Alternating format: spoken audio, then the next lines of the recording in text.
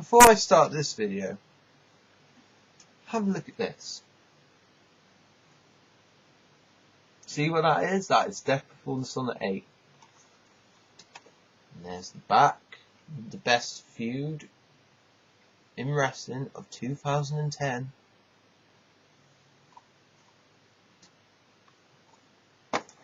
At DVD. It's awesome. Okay? If you haven't got it yet, go to Ring of Honor. I don't care how you do it. Buy it. Don't just download it. Don't just watch it and say, oh, it was awesome. Buy it. Show your support. But this is Hippykillerz, and we are back for our Best Worst Cuds series, number 2, season 2 if you will. And we are at Ring of Honor. My favourite promotion in the world at the moment. So let's kick off with the best. Now, looking back over the past, if you look back 6 months ago at Ring of Honor, it's a totally different landscape. Probably because Delirious is there and a load of talent are gone. A load of good talent as well. So Mr. Delirious, you need to get Aries and you need to get Steen back now.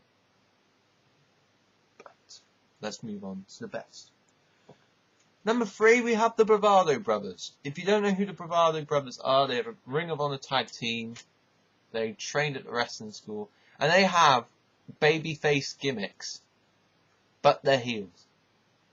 They're like your 80s tag team. Like, I don't know, the Killer Bees. Or the Fabulous Russo Brothers. Something like that. Where they're like, we're clean cut baby faces. We go to Grandma's house and eat roast dinners and stuff like that, and we brush our teeth before every meal and stuff like that.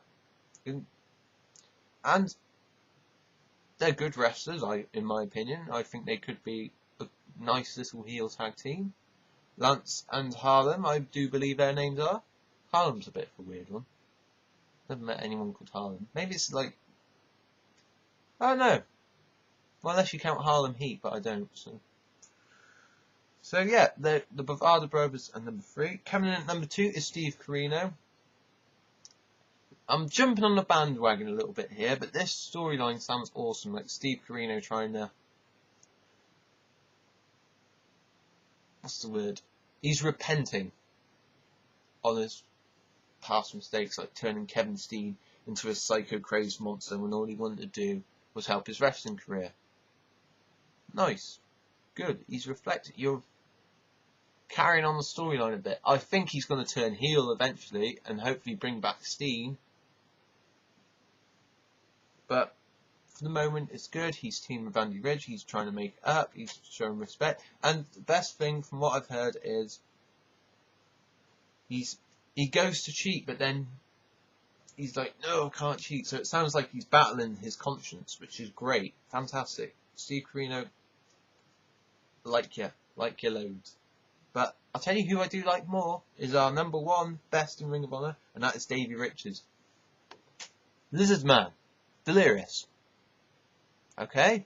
I will give you getting rid of Boston Aries and Kevin Steen if you put the belt on Davey very, very soon. By WrestleMania weekend. If you do that, I will forgive your past mistakes. Because Davey needs to have this belt. You saw what happened to Tyler Black. And to a lesser extent, Nigel McGuinness.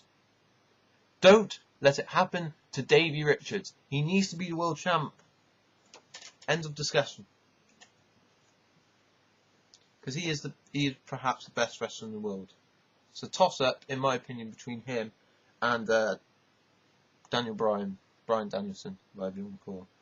And now we move on to the worst. Number 3. Sorry, Roddy, it's the truth. You are number 3. Roderick Strong as the world champion. I thought with Truth it would help him. If anything, it's made him worse in my opinion. Truth Martini is now Larry Sweeney. He is no Prince Nana. He bores me on the mic. And then you get rid of Christian Abel and Josh Raymond. It doesn't help, in my opinion. It does not help. Roderick, you can go in the ring, but as soon as that bell finishes the match, is he a credible world champion? That is the big question. Who knows? In my opinion, he's not. Number 2 is Colt Cabana. Colt Cabana is way past his prime. Way past his prime, okay? He's not funny in the ring anymore. He hasn't done anything good since 2009, apart from the Kevin Steen El Generico feud, which he played second fiddle in. So, and now he's trying to be a serious wrestler. Colt, please, ever since you went to the E and you were stuck with Scotty Goldman, no. You haven't done anything worthwhile in my book. You're not a good wrestler anymore, is what I'm trying to tell you. Sorry, I do like you, Colt, but number 1 is the notorious 187 homicide. Why do people like him so much? What? I don't understand this fascination. He's always been an average wrestler in my book. He's a hardcore wrestler at best. In hardcore matches, his match with Colt Cabana, better than our best. Fantastic match. I won't knock that match. It's a brilliant match. But when you have to wrestle, you can't rely on him to wrestle a guy like Rhett Titus, because it won't work. You can't expect him to wrestle a guy like a Kenny King and expect it to work, because it will not work. It's just facts. It's just fact. There's a reason he was a TNA tag team star. Okay? Now you could say Conan is the reason behind the LAX. No, it's because him and Hernandez worked. Homicide should have never been world champion. I don't care how over he was. He should have never been world champion. His world title reign set, and now he's getting another shot at Roddy.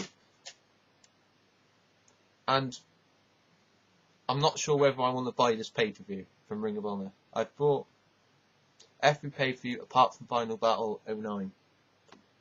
And I'm not sure if I want to buy the 9th anniversary show because of that world title match. Sorry, Ring of Honor. Yeah. Lizard Man, at the moment you're not in the good books. But now we move on to the Cuds. Who could be? Now, all these guys in the Cuds, because this is the hardest one, because everyone in Ring of Honor, I think, are getting decent push. Everyone's getting like a decent little push. These are the guys I think should be in the main event division, or should be world champ. Number 3 is Jay Briscoe. He has paid his dues over and over and over again.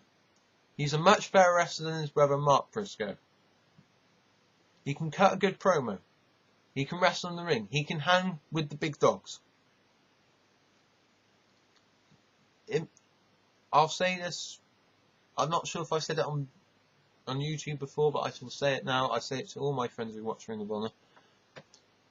When Jerry Lynn won the title from Nigel McGuinness, and he held the belt for about 3 months, I reckon that should have gone to Jay Briscoe, because Mark was injured at the time, and Jay Briscoe is far more relevant than Jerry Lynn would have ever been in 2009. Just my opinion. Number 2 is the generic luchador, El Generico, coming off this big feud.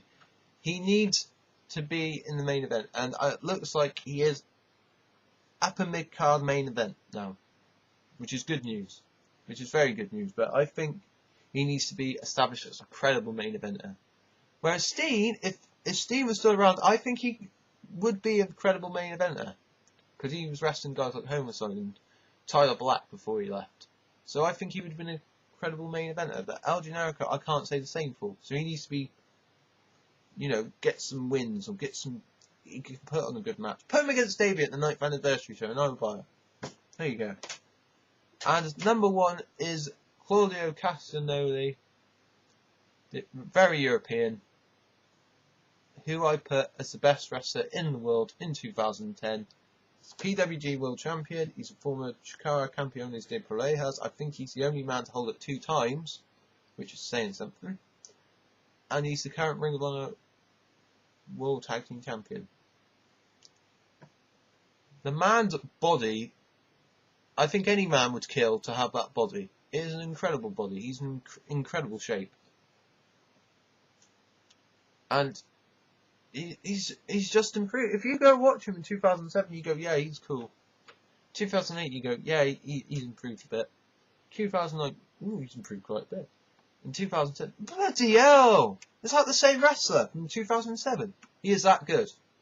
He's like a fine cup of tea. Gets better with age. Well, tea doesn't really get better with age, it gets colder. Does Claudio get colder as he grows older? Random point. But, yeah. Claudio is my number one kid. And that was Ring of Honor. So that means we are heading on to our final stop, which is Chikara. This is Hippykillerz signing out, and as you can already tell, I'm drinking tea. Cha-ching.